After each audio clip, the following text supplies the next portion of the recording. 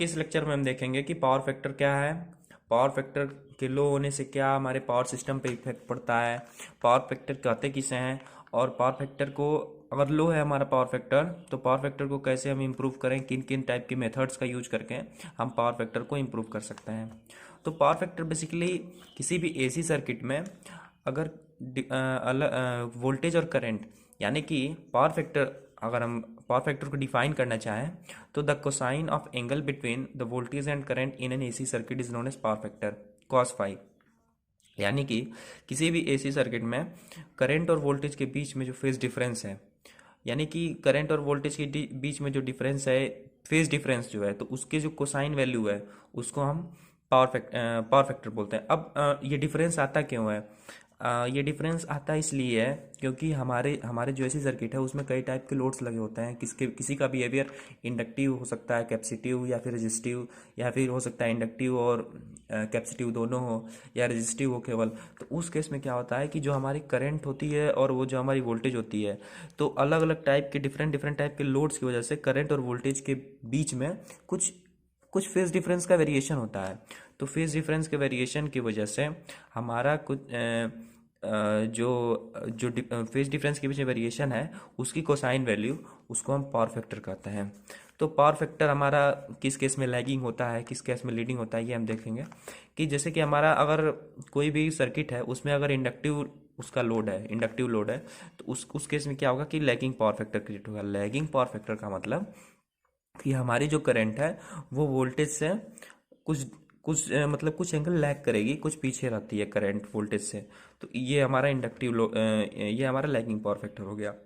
अब capacitive load अगर है, हमारी सर्किट में कैपेसिटिव लोड है, तो हमारा लीडिंग पावर फैक्टर वहाँ पे क्रिएट होगा। लीडिंग पावर फैक्टर का मतलब कि हमारी जो करंट है वो वोल्टेज से कुछ कुछ फेज डिफरेंस आगे रहेगी, कुछ फेज डिफरेंस जो है उसका आगे रहेगा। तो इस केस में हमारा वहाँ पे लीडिंग पावर फैक्टर होता है। अब जैसे कि हमारा जो हमारा जो पूरा सिस्टम है उसमें अलग अलग टाइप के लोड्स हैं, तो हमारा पावर फैक्टर या तो लैगिंग होता है या तो लीडिंग। यूनिटी पावर फैक्टर हम पावर फैक्टर की मैक्सिमम वैल्यू कहते हैं।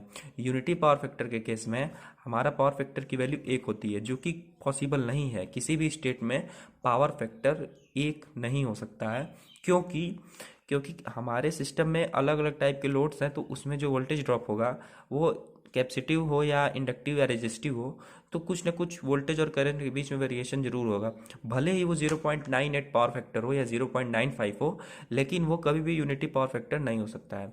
अब पावर फैक्टर कम है, तो कम होने की वजह से हमारे क्या उसके नुकसान हो सकते हैं, तो उसको हम कैसे इंप्रूव करेंगे वो हम फर्दर आगे देखेंगे। तो अब यहाँ पे जैसे कि मैंने एक फेजर डायग्राम यहाँ पे मैंने अभी बनाया हुआ है। इसका मोटिव मेरा बेसिकली इसका ये है कि मैं ये बता सकूँ कि पावर कितने टाइप्स की होती हैं। और पावर बेसिकली 3 टाइप्स की होती हैं। एक हमारा एक्टिव पावर होता है, एक रिएक्टिव पावर होता है, और एक हमारा एपरेंट पावर होता है। एक्टिव पावर वो होता है जो जो बेसिकली हमारे पूरे पावर सिस्टम में जिस पावर का मेजर रोल होता है, जो वॉटफुल कंपोनेंट, जिसको अभी हम यहाँ पे वॉटफुल बोल रहे हैं, और ये रिएक्टिव इसको वॉटलेस बोलेंगे, और एपरेंट इन दोनों का रिजल्टेंट होता है। तो अब जैसे यहाँ पे हम देख सकते हैं कि हमारा एक, जैसे यहाँ पे करंट जो है यहाँ पे वोल्टेज से इतना 5 डिग्री पीछे है, तो हमको ये समझ में आ रहा है कि ये हमारा किसका फेजर डायग्राम है, एक इंडक्टिव लोड का फेजर डायग्राम है। तो इंडक्टिव लोड के केस में क्या है कि हमारा जो करंट है वो वोल्टेज से 5 डिग्री 5 एंगल फेज डिफरेंस जो है, इसी को फेज डिफरेंस बोलते हैं, ये हमारा इतना लैग कर रही है। तो इस केस में अगर हम देखें तो यहाँ पे ये हॉरिजॉन्टल कंपाउंड अगर हम निकालेंगे तो ये हमारा horizontal compound I cos phi हो जाएगा। ये हमारी करंट आई है और ये वोल्टेज भी है, तो ये आई कॉस फाई हो जाएगा। और अगर आई कॉस फाई है और इसका वर्टिकल कंपाउंड जो है ये हमारा आई साइन फाई हो जाएगा, आई साइन फाई। तो अब यहाँ पे जैसे हम देख सकते हैं कि ये, अब हमको यहाँ पे समझना ये है कि हमारा जो आई साइन फाई है ये वॉटलेस कंपोनेंट होता है, यानी कि इसका कार्य जो है, ये इसको मैग्नेटाइजिंग कंपोनेंट भी बोलते हैं हम। और इसका जो मेन कार्य जो होता है वो हमारे सिस्टम में मैग्नेटिक फील्ड को प्रोवाइड करना होता है, जबकि करंट के फ्लो या ट्रांसमिशन से, डिस्ट्रीब्यूशन से इसमें कोई इसका रोल नहीं होता है। इसीलिए हम इसको वॉटलेस या फिर रिएक्टिव, वॉटलेस पावर बोलते हैं, वॉटलेस पावर, वॉटलेस कंपोनेंट बोल सकते हैं। तो इसमें क्या होता है कि ये हमारे सिस्टम में जैसे का तैसा हमारा या वैसा ही एज इट इज बना होता है। ये जो आई कॉस फाई वाला कंपोनेंट है पूरा रोल इसी का होता है। इसको वॉटफुल कंपोनेंट या इसको एक्टिव पावर बोलते हैं। ये आई जो है ये हमारा रिएक्टिव पावर, ये ओ बी जो सेक्शन है ये हमारा रिएक्टिव पावर को शो करता है। तो यहाँ जैसे कि यहाँ पे हम देख सक रहे हैं कि ये हमारा आई कॉस फाई, ये हमारा वॉटफुल हो गया, ये आई साइन फाई। तो ये हमारा सारा। अब यहाँ पे हम एक चीज़ ये देख सकते हैं कि ये हमारी आई साइन फाई, यानी कि अगर फाई की वैल्यू हमारी जितनी भी कम होगी, फाई की वैल्यू अगर हम जितनी कम रखें तो हमारा पावर फैक्टर क्या होगा, साइन फाई की वैल्यू उतनी कम होगी। फाई की वैल्यू जितनी कम है, साइन फाई की वैल्यू जितनी कम अगर हम रखेंगे तो हमारा जो ये हमारा आई साइन फाई की वैल्यू उतनी कम होगी। आई साइन फाई की वैल्यू उतनी कम होने की वजह से हमारा पावर फैक्टर क्या होगा, ज़्यादा होगा। फाई की वैल्यू जितने ज़्यादा रखेंगे, आई साइन फाई की वैल्यू भी उतनी ज़्यादा होगी, और इससे क्या होगा कि हमारा पावर फैक्टर कम होगा। अब यहाँ पूरा फंडा ये है कि आई साइन फाई की वैल्यू हम कैसे कम करें, यानी ये जो रिएक्टिव कंपोनेंट है इसकी वैल्यू हम कैसे कम करें ताकि हमारा जो पावर फैक्टर है वो इम्प्रूव हो।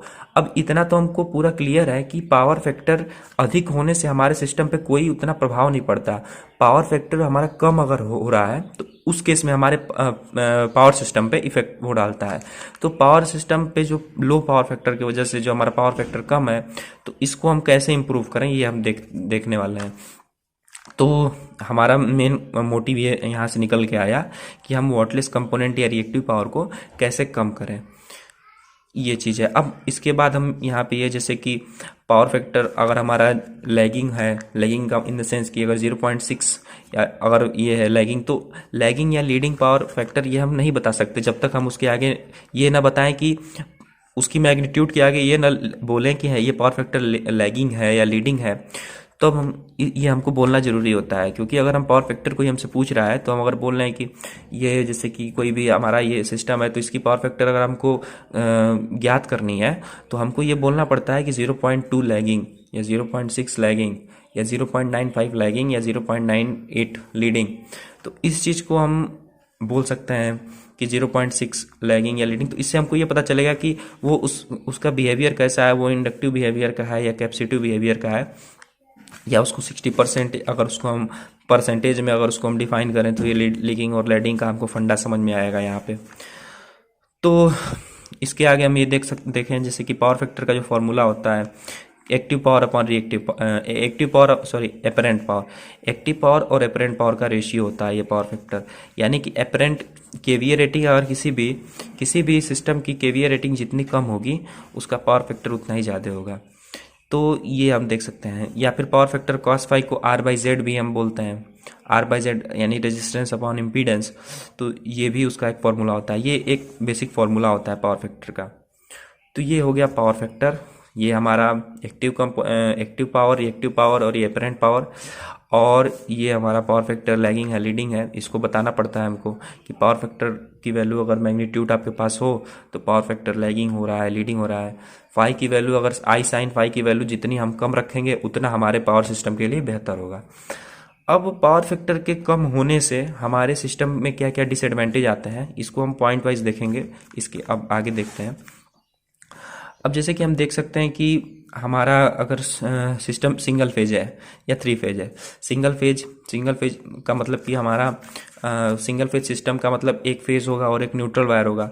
3 फेज का मतलब कि 3 फेज वायर और एक न्यूट्रल वायर होते हैं। तो यहाँ पे जैसे कि सिंगल फेज में अगर हम देखें तो हमारी जो पावर जो ड्रॉप होती है, वोल्टेज जो हमारी पावर किसी भी ट्रांसमिशन या डिस्ट्रीब्यूशन में या फिर किसी भी इक्विपमेंट में जो हमारी पावर जो लगती है उसका जो फॉर्मूला हम देखते हैं कि P बराबर line voltage into line current into cos phi. और ऐसे ही 3 फेज में अगर हम देखें तो इसमें भी √3VL IL cos फाई होता है। इसमें रेड येलो ब्लू 3 वायर होते हैं और एक न्यूट्रल होता है। तो ये हमारा पावर का फॉर्मूला इसमें ये होता है। इसमें पावर अब दोनों से अगर हम इसके आगे अगर हम लाइन करंट की वैल्यू को अगर हम निकालें तो लाइन करंट की वैल्यू से हमको ये पता चलेगा कि ये जो है IL जो है 1/cos फाई, यानी कि IL जो है इन्वर्सली प्रोपोर्शनल है cos फाई के।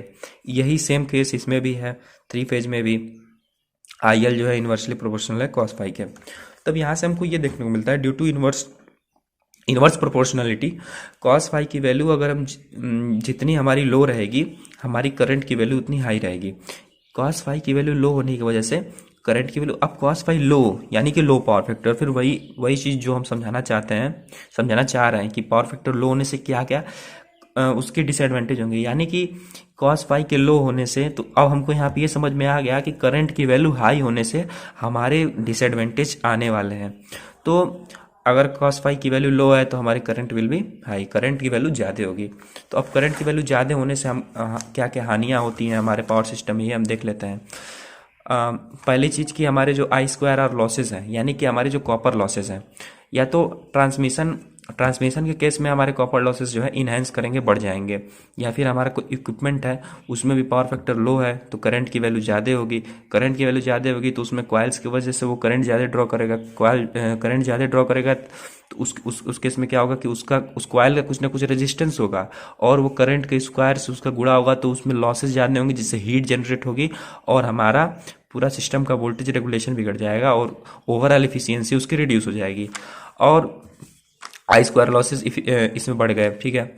दूसरा, बल्कि साइज ऑफ इलेक्ट्रिकल इक्विपमेंट्स के साइज हमको बढ़ाने पड़ेंगे, क्योंकि करंट जो है हमारी ज़्यादा है तो उसको ट्रांसमिट करने में या डिस्ट्रीब्यूट करने में हमारा जो तार होगा उसमें उसकी जो उसकी मोटाई हमको ज़्यादा चाहिए, उसका बड़ा साइज चाहिए। तो उस केस में क्या होगा कि हमारा जो ACSR वायर बेसिकली हम यूज करते हैं ट्रांसमिशन में, और हमारे इक्विपमेंट्स जो है उसमें हम कॉपर या फिर अलग अलग टाइप की वाइंडिंग्स होती हैं, तो उनकी साइज ज़्यादा मतलब होनी चाहिए, और जिसकी वजह से क्या होगा कि हमारा ये पूरा मतलब कॉस्टली पूरी कंडीशन आ जाएगी, अनइकोनॉमिकल कंडीशन होगी, और इससे हमारा क्या होगा कि ये हमारा ये पूरा इलेक्ट्रिकल इक्विपमेंट्स की साइज जो है बड़े हो जाएंगे, और जिसको मतलब मेंटेनेंस कॉस्ट भी उसकी हाई हो जाएगी, और इधर उधर उसको करने में भी हमको कठिनाई होगी। Larger KVA rating of equipment, यानी कि ज़्यादा से ज़्यादा केवीए रेटिंग के इक्विपमेंट्स का यूज करना पड़ेगा हमको।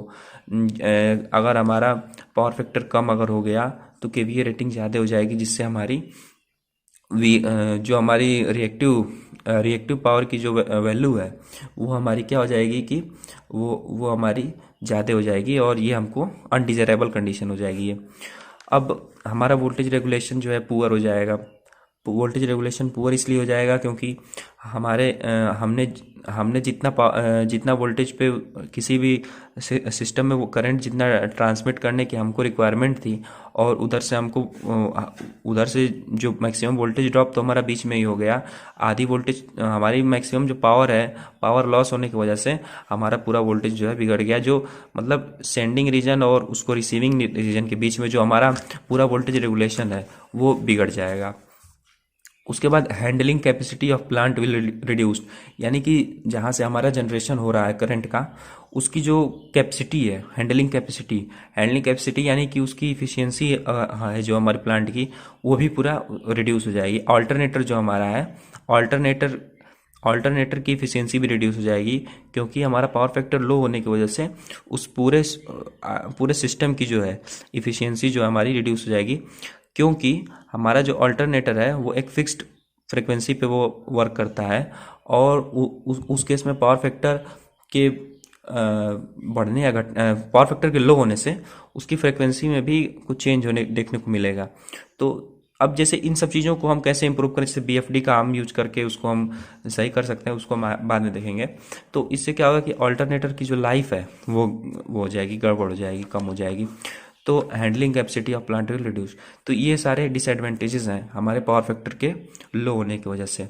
अब इम्प्रूव हम इसको कैसे करेंगे, जैसे कि इम्प्रूव कैसे कर सकते हैं, कैपेसिटर बैंक्स का यूज करके, जैसे स्टैटिक कैपेसिटर मेथड है, इसका इनके प्रयोग से हम पावर फैक्टर को इम्प्रूव कर सकते हैं। सिंक्रोनस कंडेंसर या फिर फेज एडवांसर मेथड्स, इन दोनों मेथड्स के बारे में बात नहीं करेंगे, क्योंकि बेसिकली यहाँ पे हम कैपेसिटर मेथड ज़्यादा हमारा यूज़ में होता है, स्टैटिक कंडेंसर मेथड। तो इसका हम यूज़ करके हम पावर फैक्टर को इम्प्रूव कर सकते हैं। बेसिकली हम देखते ही हैं कि हमारे जो सर्किट्स होते हैं वो इंडक्टिव नेचर के ही होते हैं, क्योंकि उसमें कॉइल्स होती हैं, चाहे वो हमारा मोटर हो, चाहे वो हमारा ट्रांसफार्मर हो या फिर कोई भी जनरेटर हो या फिर कुछ भी है, तो उसमें हमारा कॉइल्स ही होती हैं। तो कॉइल्स का बिहेवियर ये है कि वो तो जो हम उसमें करंट जो दे रहे हैं वो तो ठीक है, लेकिन वो खुद से भी एक मैग्नेटिकली वो एक करंट इंड्यूस करती हैं। तो उनका जो बेसिकली जो नेचर हो जाता है वो इंडक्टर की तरह हो जाता है। तो इसकी वजह से हमारा जो पावर फैक्टर है वो लैगिंग बिहेवियर का हो जाता है, लो हो जाता है। तो यही हम अनडिजायरेबल कंडीशन है और यही हमको नहीं चाहिए। तो इसको इम्प्रूव जैसे हम कर सकते हैं कैपेसिटर बैंक, जैसे मैंने बताया, सिंक्रोनस कंडेंसर और फेज रिडंडेंसर मेथड। अब कैपेसिटर के यूज से हमारा पावर फैक्टर कैसे लैगिंग से कैसे हाई होता है, कैसे लीडिंग में चेंज होता है, हम यहाँ पे देख सकते हैं। एक सर्किट के थ्रू मैंने यहाँ पे समझाने की कोशिश की है। जैसे मान लेते हैं कि हमारा कोई एक एसी सर्किट है, एसी यहाँ पे लोड है, एक रेजिस्टेंस लगा हुआ है और एक इंडक्टर है। तो यहाँ पे हमने एसी सप्लाई मैंने दी हुई है। यहाँ पे ये करंट हमारा यहाँ पे फ्लो कर रहा है। तो इस केस में क्या है कि हमारा जो इसमें रेजिस्टिव लोड है और इंडक्टिव लोड है। तो इस केस में क्या होगा कि अगर हम यहाँ पे इसका फेजर ड्रॉ करें तो ये इंडक्टिव लोड के केस में जो करंट है वो हमारी, अगर मान लेते हैं कि फेज डिफरेंस φ2 है, φ1 है, तो इस केस में क्या होगा कि करंट जो है वोल्टेज से हमारी φ1 फेज डिफरेंस जो है लैग कर रही है। तो अब जैसे कि हम यहाँ पे अगर हम कैपेसिटर एक लगा दें, तो कैपेसिटर के आ जाने से हमारा जो ये पहले वाला जो फेज डिफरेंस था वो जो है फेज डिफरेंस रिड्यूस हो जाएगा, फेज डिफरेंस घट जाएगा। फेज डिफरेंस घटने की वजह, तो यहाँ पे कैपेसिटर हम दोनों के पैरेलल में कैपेसिटर लगा दिए अगर, तो इससे हमारा क्या होगा कि हमारी अगर ये करंट आई है और आई इन द केस की when there is no capacitor in this circuit and I this after the capacitor after placing a capacitor in the parallel with this resistive and inductive load. So इससे हमको ये मिलता है कि हमारी जो current है और हमारा जो फेज डिफरेंस है वो पहले से क्या हुआ, कम हो गया, और जिससे हमारी जो पावर फैक्टर है वो हमारा इम्प्रूव हो गया।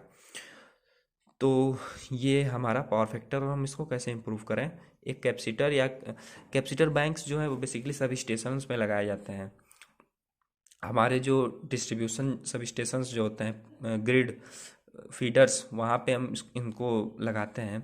क्योंकि होता यह है कि हमारे घरों में क्या होता है कि अलग अलग टाइप के लोड्स होते हैं।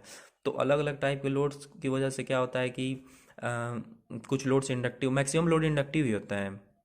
तो इंडक्टिव लोड्स के केस में ये होता है कि अगर हम ज़्यादा पावर अगर हम कोई भी सप्लाई से कनेक्ट करेंगे तो उस केस में क्या होगा कि पूरा जो सिस्टम है, पूरा हमारा जो डिस्ट्रीब्यूशन सिस्टम है, उसका पावर फैक्टर लो हो जाता है। तो उसको इम्प्रूव करने के लिए हम कैपेसिटर बैंक्स का मतलब कि अलग अलग टाइप के अलग अलग कैपेसिटर्स जो है वो सीरीज़ में एक दूसरे से लगे होते हैं। पूरे सब स्टेशन में वो अलग ही पूरा एक सिस्टम होता है। तो उसका मेन मोटिव यही होता है कि हमारा जो पावर फैक्टर जो लैगिंग बिहेवियर है उसको वो लीडिंग में उसको चेंज करे। तो ये है ये पूरा पावर फैक्टर है। पावर फैक्टर की डिसएडवांटेज है। यहाँ पे हम पावर फैक्टर को कैसे इम्प्रूव कर सकते हैं कैपेसिटर लगा के, और ये हमारा ऐसे ये फेजर हो गया। यहाँ पे मैंने क्या क्या डिस्कस किया कि पावर फैक्टर क्या है, एक्टिव पावर, रिएक्टिव पावर, और इसके बाद ये कैसे हमारा पावर फैक्टर के कम होने से हमारी करंट बढ़ जाएगी और करंट बढ़ जाने की वजह से हमारे क्या क्या नुकसान देखने को मिल सकते हैं। तो ये तो एक बेसिकली ओवरव्यू हो गया। अब इसके बाद हम ये देखेंगे कि हमारा जो 3 फेज इंडक्शन मोटर होता है, 3 फेज इंडक्शन मोटर के केस में हमारे पावर फैक्टर लो क्यों होता है। 3 फेज इंडक्शन मोटर के केस में हमारा पावर फैक्टर लो क्यों होता है।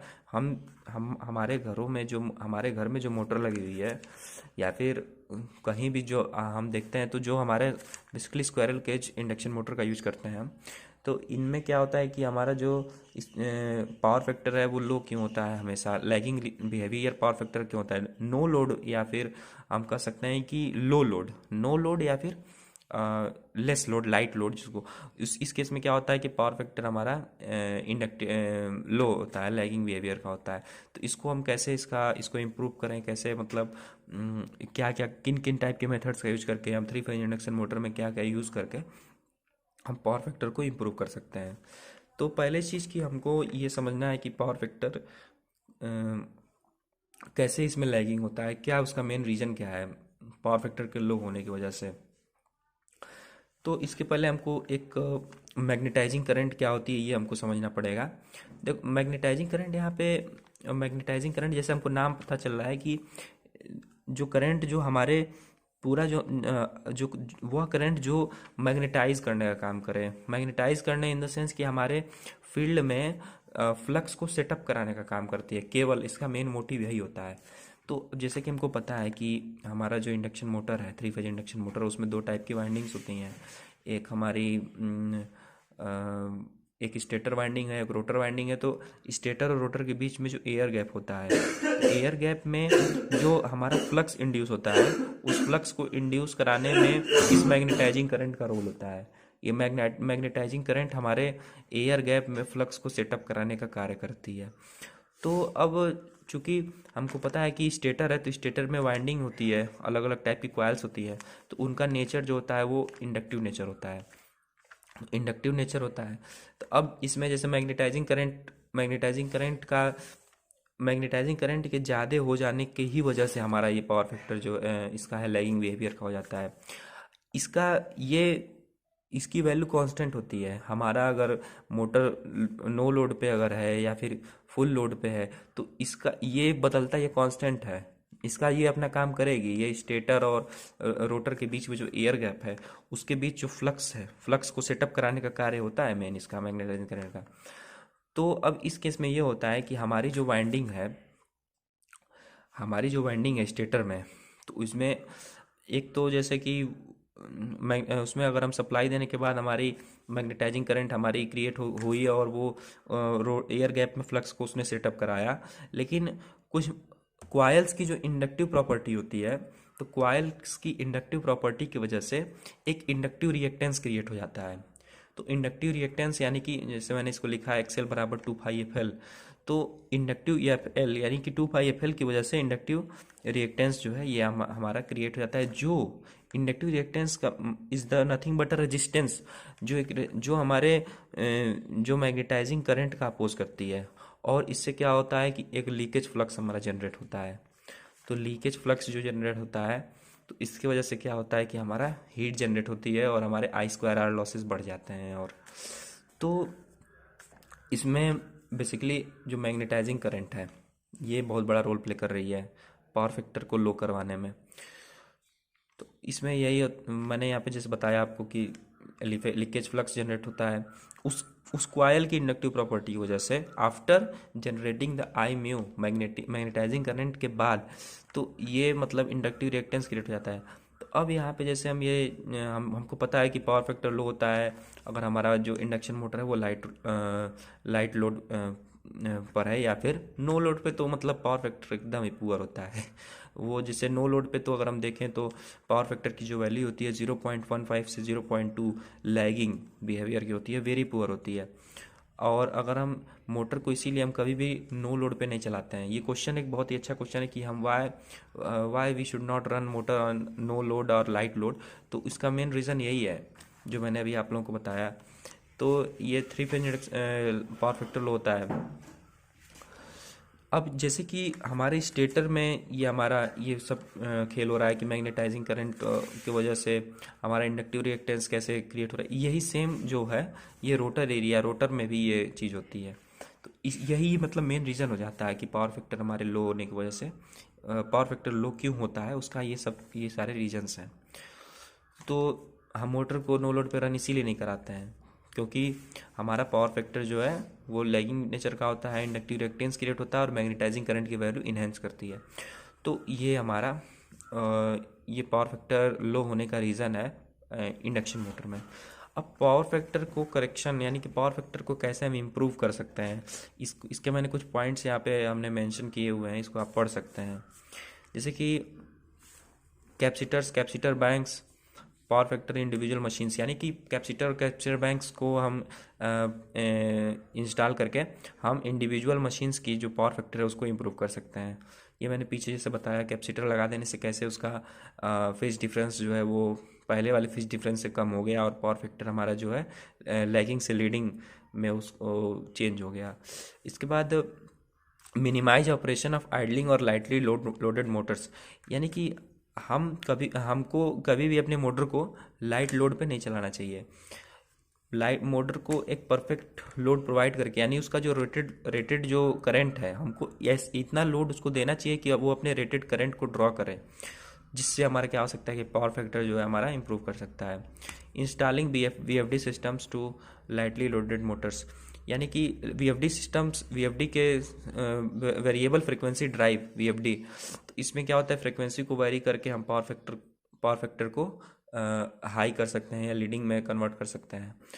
उसके बाद replace lightly loaded motors with size to be operated near there rated capacity, lightly loaded motors को रिप्लेस करके और उनकी रेटेड कैपेसिटी के अकॉर्डिंग ही मोटर को हम और मोटर को ऑपरेट करें। यानी कि अगर हमारा मोटर की रेटिंग जितनी है उतना ही उस पर लोड अप्लाई करें। ऐसा नहीं कि मोटर की रेटिंग अगर हमारी ज़्यादा रेटिंग की मोटर है, बड़े हाई लोड्स के लिए उसको बनाया गया है, लेकिन हम उसमें कोई एक ऐसा लोड लगा दे जो जो बिल्कुल ही पावर न ड्रॉ करे, या बिल्कुल जो जो उसके लिए सुटेबल हो ही नहीं, तो उस केस में क्या होगा कि हमारी मैग्नेटाइजिंग करंट तो वैसे ही रहेगी, तो उस केस में हमारा पावर फैक्टर जो हमारा लैगिंग हो जाएगा और हमारा हम ये डिसएडवांटेज हमको मिलेंगे। और avoid operation of equipment above it's rated voltage, इसकी रेटेड वोल्टेज से अधिक मतलब वोल्टेज पे, यानी कि रेटेड वोल्टेज के अलावा अलग अलग वोल्टेज पे हमको इस मोटर को ऑपरेट नहीं करानी चाहिए, अपने इंडक्शन मोटर को। तो ये सब चीज़ें हैं जिसके द्वारा हम पावर फैक्टर को इम्प्रूव कर सकते हैं। ये हमारा रीज़न हो गया कि पावर फैक्टर हमारा क्यों इंडक्शन मोटर के केस में हमारा पावर फैक्टर लैगिंग बिहेवियर का होता है, और ये हमारा पावर फैक्टर है। ये तो एक पावर सिस्टम की बात हो गई। ये मैंने एक यहाँ पे जैसे कि इंडक्शन मोटर का एक अलग से ले लिया, तो ये हमारा पावर फैक्टर है पूरा, पावर फैक्टर के कम होने के डिसएडवांटेज और इसको कैसे इंप्रूव करें। Thank you.